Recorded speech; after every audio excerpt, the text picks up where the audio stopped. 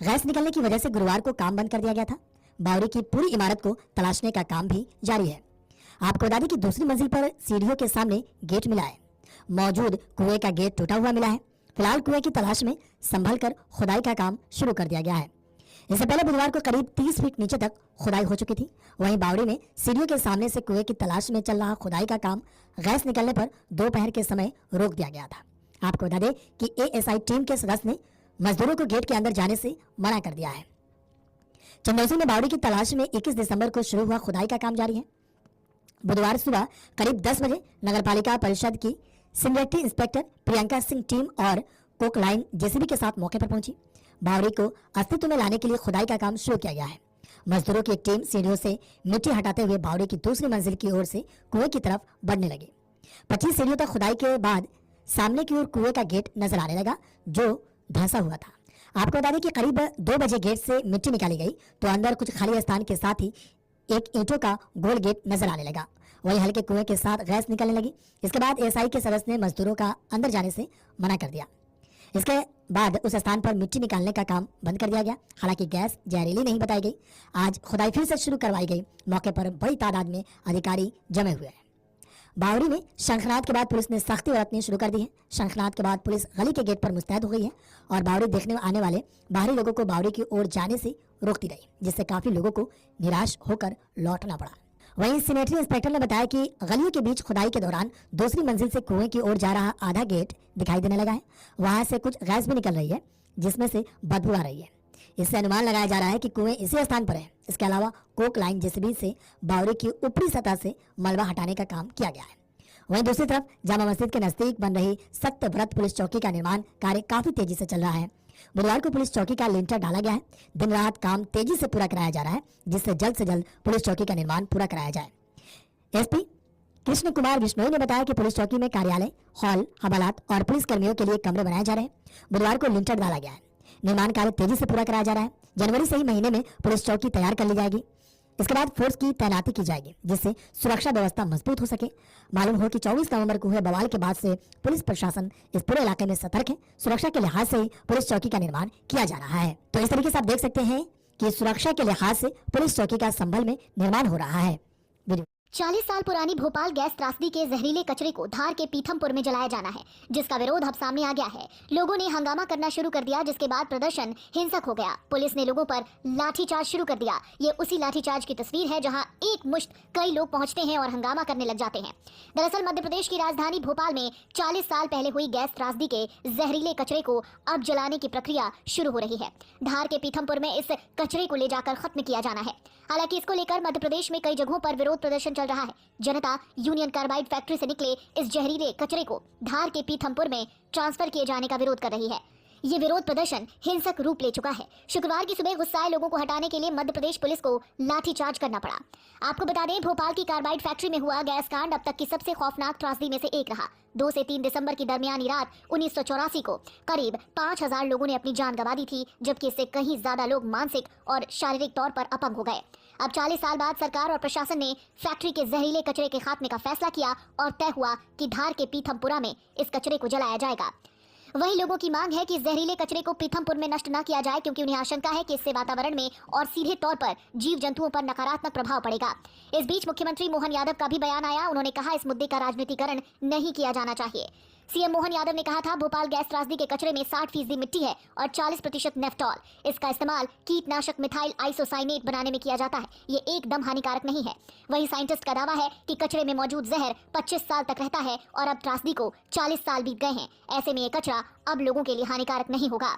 आपको बता दें, भोपाल गैस त्रासदी के जहरीले कचरे को सील बंद कंटेनर में रखकर ग्रीन कॉरिडोर बनाकर धार तक लाया गया। ये कचरा 12 कंटेनर में भरा गया, जो 250 किलोमीटर का सफर तय कर धार पहुंचा। यहाँ के पीथमपुर इंडस्ट्रियल एरिया की वेस्ट डिपॉजिट यूनिट में कचरा रखा गया है। इस यूनिट के आसपास भारी मात्रा में पुलिस फोर्स की तैनाती की गई है। यूनियन कार्बाइड का जहरीला कचरा लाने के विरोध में मध्य प्रदेश के पीथमपुर में जबरदस्त हंगामा हुआ। रिपोर्ट्स कहती हैं, हजारों की तादाद में लोग सड़क पर उतरे और बेकाबू पब्लिक को संभालने के लिए पुलिस को लाठीचार्ज करना पड़ा है। लोगों की मांग है कि इस कचरे के निपटान की व्यवस्था पीथमपुर से हटाकर कहीं और की जाए। नागरिकों ने जहरीले कचरे को पीथमपुर में नष्ट किए जाने से इंसानी आबादी और पर्यावरण पर खतरनाक असर पड़ने की आशंका जताई है। पीथमपुर और इंदौर के बीच करीब 30 किलोमीटर की दूरी है। इंदौर के नागरिक भी यूनियन कार्बाइड कारखाने का जहरीला कचरा पीथमपुर में जलाए जाने का विरोध कर रहे हैं। हालांकि प्रदेश सरकार ने इस कचरे के सुरक्षित निपटान के पक्के इंतजामों का भरोसा दिलाते हुए इन आशंकाओं को खारिज किया है। सरकार के आश्वासन के बावजूद लोग आशंकित नजर आ रहे हैं और कचरा कहीं और ले जाने की मांग करते हुए विरोध प्रदर्शन कर रहे हैं। आपको बता दें, मध्य प्रदेश हाईकोर्ट ने 3 दिसंबर को इस कारखाने के जहरीले कचरे को हटाने के लिए 4 सप्ताह की समय सीमा तय की थी और सरकार को चेतावनी दी थी कि अगर उसके निर्देश का पालन नहीं किया गया तो अवमानना की कार्रवाई की जाएगी। Video desk अमरुजाला.com। अगर आप ये सरसों के तेल की खुशबू से घर का खाना ही नहीं, हमारी परंपराएं भी महकती हैं। इसीलिए फॉर्चून कच्ची घानी हमारे जो मोहन भागवत जी हैं, इसको निषेध कहें कि इसको नहीं खुदाई करना चाहिए, लेकिन अब जो खुदाई हो रही है, शुरू हो रहा है और शिव मंदिर मिल रहा है या और कोई मंदिर मिल रहा है तो इसको खुदाई करके वो प्रमाणित करना चाहिए। खुदाई होना चाहिए, वो मंदिर है, मंदिर को हिंदुओं को देना चाहिए, हिंदू उसका व्यवस्था करेगा। भाई वहाँ देखो ऐसा है, बहुत जगह ऐसे हैं कि जब अंग्रेज़ों के शासन गया, इनके शासन आया मुग़लों का, तो मुग़लों के शासन काल में बहुत जगह हिंदू भगाए गए और उनके मंदिरों के छोड़ करके वो कब्जा कर लिए थे। आज वही खुदाई में सब मिल रहा है। यद्यपि हमारे जो मोहन भागवत जी हैं, इसको निषेध कहें कि इसको नहीं खुदाई करना चाहिए, लेकिन अब जो खुदाई हो रही है, शुरू हो रहा है और शिव मंदिर मिल रहा है या और कोई मंदिर मिल रहा है तो इसको खुदाई करके वो प्रमाणित करना चाहिए। और जब खुदाई में मिल रहा तो हिंदुओं का मंदिर रहा वो, और मंदिरों के इसका मतलब हिंदू वहाँ से भगा दिए गए। अब जब भगा दिए गए तो मंदिर वीरान हो गया, मंदिर नीचे धंस गया और बिना पूजा पाठ के वो मंदिर जो बाबरी खोदने में मिल रहा है, तो इसलिए वो मंदिर जो है वो बहुत प्राचीन मंदिर हैं और ऐसे हैं कि जहाँ से हिंदुओं का मंदिर छीन लिया गया, हिंदुओं को भगा दिया गया। जब पूजा पाठ नहीं हुई तो इसी प्रकार से वो वीरान रहा। अब वीरान में खुदाई जब निकल रही है तो मंदिर मिल रहा, तो इसलिए खुदाई होना चाहिए, वो मंदिर है, मंदिर को हिंदुओं को देना चाहिए, हिंदू उसका व्यवस्था करेगा, प्राण प्रतिष्ठा कराएगा, मंदिर बनाएगा, सब व्यवस्था होगी। इसलिए जो भी खुदाई में मिल रहा है हिंदुओं को है स्थान, उसको हिंदुओं को मिल जाना चाहिए। बहुत जगह ऐसे हैं कि जब अंग्रेज़ों के शासन गया, इनके शासन आया मुग़लों का, तो मुग़लों के शासन काल में बहुत जगह हिंदू भगाए गए और उनके मंदिरों के छोड़ करके वो कब्जा कर लिए थे। आज वही खुदाई में सब मिल रहा है। यद्यपि हमारे जो मोहन भागवत जी हैं, इसको निषेध कहें कि इसको नहीं खुदाई करना चाहिए, लेकिन अब जब खुदाई हो रही है, शुरू हो रहा है और शिव मंदिर मिल रहा है या और कोई मंदिर मिल रहा है तो इसको खुदाई करके वो प्रमाणित करना चाहिए। और जब खुदाई में मिल रहा तो हिंदुओं का मंदिर रहा वो, और मंदिरों के इसका मतलब हिंदू वहाँ से भगा दिए गए। अब जब भगा दिए गए तो मंदिर वीरान हो गया, मंदिर नीचे धंस गया और बिना पूजा पाठ के वो मंदिर जो बाबरी खोदने में मिल रहा है, तो इसलिए वो मंदिर जो है वो बहुत प्राचीन मंदिर हैं और ऐसे हैं कि जहाँ से हिंदुओं का मंदिर छीन लिया गया, हिंदुओं को भगा दिया गया। जब पूजा पाठ नहीं हुई तो इसी प्रकार से वो वीरान रहा।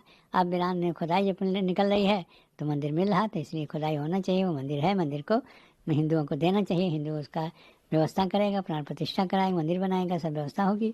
इसलिए जो भी खुदाई में मिल रहा है हिंदुओं को है स्थान, उसको हिंदुओं को मिल जाना चाहिए। अगर आप ये वीडियो YouTube पर देख रहे हैं तो हमारे चैनल को सब्सक्राइब